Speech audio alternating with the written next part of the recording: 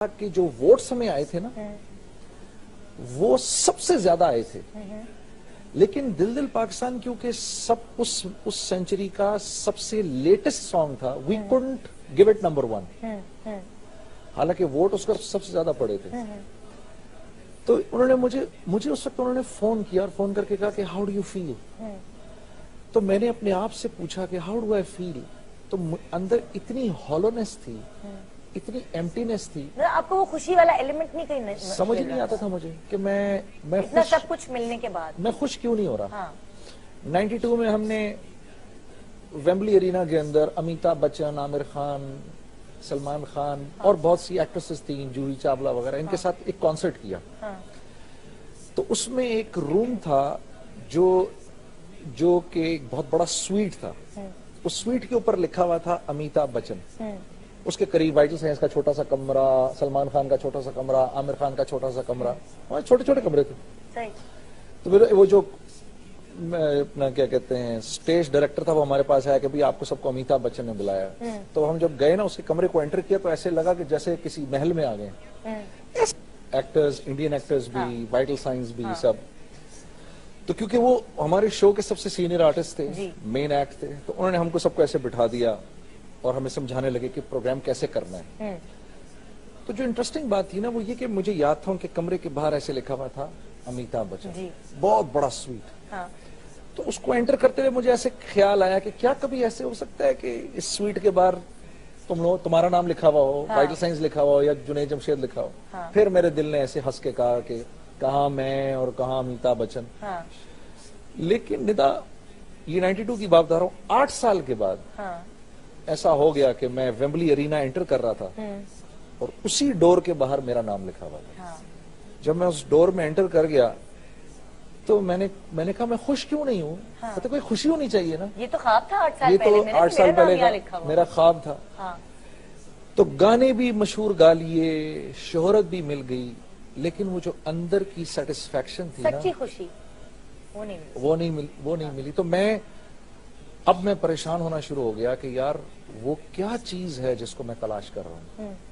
وہ چیز مجھے ایک دوست سے میں نے کہا کہ یار میں بس مجھے وحشت رہتی ہے، مجھے خوشی کیوں نہیں مل کبھی آپ رہی۔ نے اپنے ساتھیوں کے ساتھ ذکر کیا، سلمان کے ساتھ، ان لوگوں کے ساتھ میں ذکر کرتا تھا تو مجھ سے کہتے تھے نہیں یار ابھی ہم نے اور آگے جانا ہے، ابھی ہم نے اور آگے جانا ہے۔ ندا میں نے کبھی پاکستان کا نمبر 1 سنگر بننے کی خواہش نہیں تھی میرے دل میں، میرے دل میں ہمیشہ خواہش تھی دنیا کا نمبر 1 بننے کی۔ ٹھیک ہے نا، پاکستان، ہاں میں بہت ایمبیشس تھا، مطلب میں یہ سمجھتا ہوں کہ میرے میں ٹیلنٹ، میوزیکل ٹیلنٹ نہیں تھا اتنا، لیکن ایک چیز جو میں نے شعیب سے سیکھی تھی نا وہ فوکس سیکھی تھی کہ ہم چاروں میں، روہیل شہزاد جب سلمان تھے ساتھ میں وہ بھی، نصرت تھے ساتھ میں وہ بھی، رضوان بھی، ہمیں شعیب نے فوکسڈ ہونا سکھایا کہ کسی چیز کے لیے فوکسڈ ہو کے کام کیسے کرتے ہیں۔ ہم نہ فینس کو دیکھتے تھے دائیں بائیں، نہ آتے ہوئے پیسے کو دیکھتے تھے دائیں بائیں، کام کام کام ہمارے سامنے ہوتا تھا۔ کتنے سارے لوگ تو اس لیے ایسے گر جاتے ہیں کیونکہ وہ فینس کے چکر، پینا پلانا، یہ وہ ادھر ادھر بھٹک جاتے ہیں۔ آپ لوگوں نے رکھا کہ نہیں ہم نے آگے بڑھنا، ہمارے پاس ٹائم نہیں ہوتا تھا میوزک کے علاوہ کچھ بھی سوچنے کا۔ لیکن میوزک سے مجھے 10 12 15 سال ہو گئے تھے، مجھے وہ کچھ مل نہیں رہا تھا جس کی مجھے تلاش تھی، اور وہ انر پیس تھا۔ ٹھیک ہے، خدا کو اللہ جانے کیا منظور تھا، میری مولوی طارق جمیل صاحب سے ملاقات ہو گئی۔ وہ کب ہوئی؟ یہ میں بات کر رہا ہوں آئی گیس 97 کی، پاکستان کے 50 سال ہوئے تھے، اور یہ آپ پہ باہر گئے تھے یا یہیں پاکستان میں؟ میں پاکستان میں تھا، اور ہم نے ابھی مولا بنایا تھا، مولا ہو تیرا کرم، وائٹل سائنس نے بھی بنایا تھا، بہت مشہور ہوا تھا وہ سانگ بھی۔ اچھا وہ سانگ بنایا ہم نے، مولا تیرا کرم، وہ اچھا، اور وہ بھی ایک اندر سے ایک فیلنگ تھی کہ یا اللہ کچھ تو کر، اندر سے کچھ کر، مجھے تو نے سب کچھ دے دیا ہے لیکن تو نے مجھے وہ کیوں نہیں دیا جو میں ڈھونڈ رہا ہوں۔ تو میں نے مولوی طارق جمیل صاحب سے جا کر جب ملا تو میں نے کہا کہ میرے پاس سب کچھ ہے جو ایک پاکستانی نوجوان جس کا سوچ بھی نہیں سکتا، تو میں اندر سے بے چین کیوں رہتا ہوں پھر بھی۔ تو کہنے لگے کہ تمہیں چوٹ لگی ہے سیدھے گھٹنے پر اور تم مرہم لگا رہے ہو الٹے گھٹنے پر۔ میں نے کہا جی وہ کیسے؟ کہنے لگے دیکھو اللہ نے انسان کو 2 چیزوں سے بنایا ہے، ایک جسم مٹی سے بنایا ہے اور روح آسمان سے آئی ہے، اور سکون چین کا تعلق روح سے ہے، جسم سے نہیں ہے۔ تو تو تم اپنے جسم کو تو اس کی خوراک دے رہے ہو، کیونکہ جسم مٹی سے تو اس کی ساری خوراک بھی مٹی میں ہے، ٹھیک ہے نا، کپڑے جو ہیں وہ بھی مٹی سے، کھانا وہ بھی مٹی سے، اور گھر میں جس میں رہتے ہو وہ بھی مٹی سے، بھائی بہن عزیز رشتہ دار یہ بھی مٹی سے۔ روح اللہ کا امر ہے، یہ آسمانوں سے آئی ہے، اس کی غذا بھی آسمانوں پر ہے، زمین میں نہیں ہے۔ تو میں نے کہا تو روح کی غذا کیا ہے؟ روح کی غذا تو موسیقی ہے۔ کہنے لگے نہیں، روح کی غذا موسیقی نہیں، موسیقی تو نفس کی غذا ہے، ٹھیک ہے نا۔ روح کی غذا تو اللہ قرآن میں بتاتے ہیں الا بذکر اللہ تطمئن القلوب، کہ اگر تمہیں اپنے روح کی غذا چاہیے تو اس کے لیے تمہیں مجھ سے دوستی کرنی پڑے گی۔ تو میں نے کہا روح کی غذا کہاں ہے؟ کہا روح کی غذا قرآن میں ہے، روح کی غذا رسول اللہ کی زندگی کے اندر ہے۔ تم اس کو روح کا اس کا کھانا تو کھلاؤ، تم اس کو اس کا کھانا کھلاؤ، وہ تازہ دم ہو جائے گی اور تمہیں چین مل جائے گا۔ تو میں ایک دم سے مجھے اتنی پہلے ڈپریشن ہوئی اور پھر ایک دم سے مجھے تقویت مل گئی۔ تو میں نے کہا کہ ٹھیک ہے، میں بھی مسلمان ہوں اور میں اتنا ہی بڑا مسلمان ہوں اور میں رسول اللہ سے اتنی محبت کرتا ہوں اور میں اللہ سے اتنی محبت کرتا ہوں، تو میں کر کے دکھاؤں گا ان سے محبت، ایکچوئل کر کے دکھاؤں گا۔ تو میں نے تمہیں بتایا نا کہ مجھے اللہ نے فوکس کی دولت دی ہے، میں فوکس جس چیز پہ کرتا ہوں، کتنی دفعہ آپ طارق جمیل صاحب کے پاس گئے تو آپ کا ذہن بس ایک دم پھر میں بدلنا ملتا رہتا تھا ان سے فرام ٹائم ٹو ٹائم، جب آپ کو دل بے چین ہوتا تھا آپ ادھر چلے جاتے؟ میں ادھر چلا جاتا تھا، یا پھر ایوری ناؤ اینڈ دین وہ مجھے فون کرتے تھے۔ میوزک چھوڑنے کا ارادہ میں نے پھر بھی نہیں کیا۔ اچھا، اور یہ میوزک چھوڑنے کا ارادہ کتنے ان سے ملاقاتیں ہونے کے بعد، کتنا عرصہ گزرنے کے بعد آپ نے فیصلہ کیا؟ 3-4 سال کے بعد۔ 3-4 سال کے بعد؟ کیونکہ میوزک بنتی ہے اس وقت جب میوزک بنانے کی فائر ہو اندر سے، ٹھیک ہے نا، میوزک بنانے کی فائر ہو۔ میں، رحیل، شہزاد، شعیب، سلمان، نصرت، ہم سوتے جاگتے میوزک تھے۔ میں تم حیران ہوگی تو میں تمہیں بتاؤں، ابھی میں بتاؤں گا تو تم ہنس پڑو گی کہ وائٹل سائنس کے کچھ مشہور ترین گانے ان کی ٹیون مجھے خوابوں میں آیا کرتی تھی۔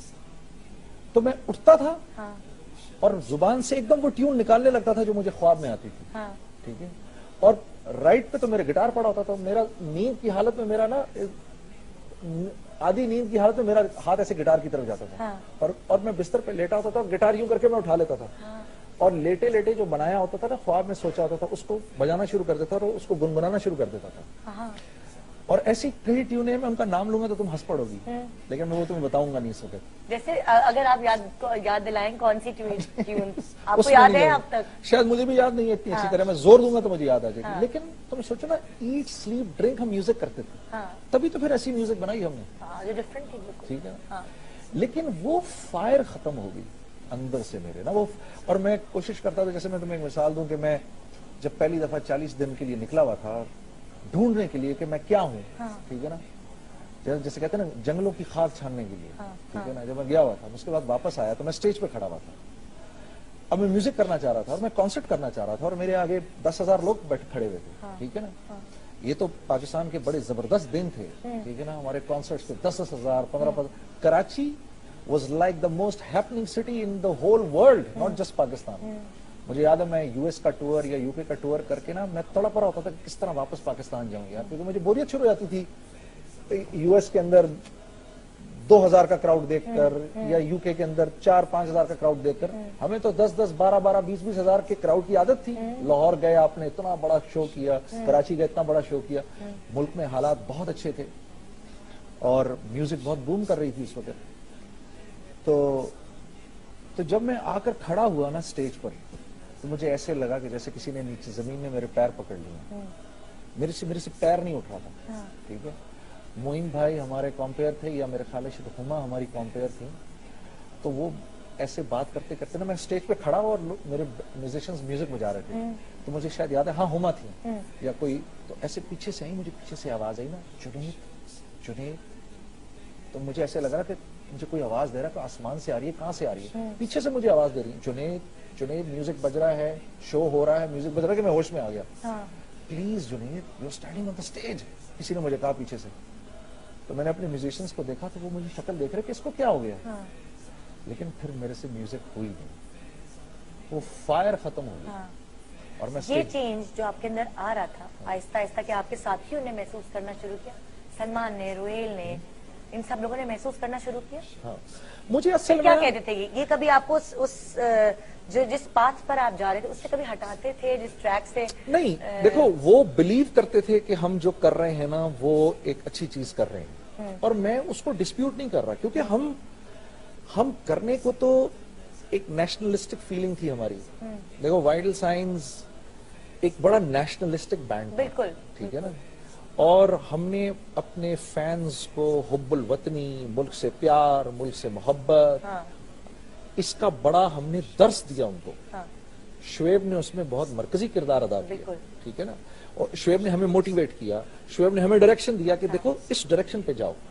مجھے لوگ کہتے تھے, میں بی بی سی کو انٹرویو دے رہا تھا تو بی بی سی نے کہا کہ you are the Beatles of the East, تو میں نے کہا no, we are not the Beatles of the East, we are the Vital Signs of Pakistan.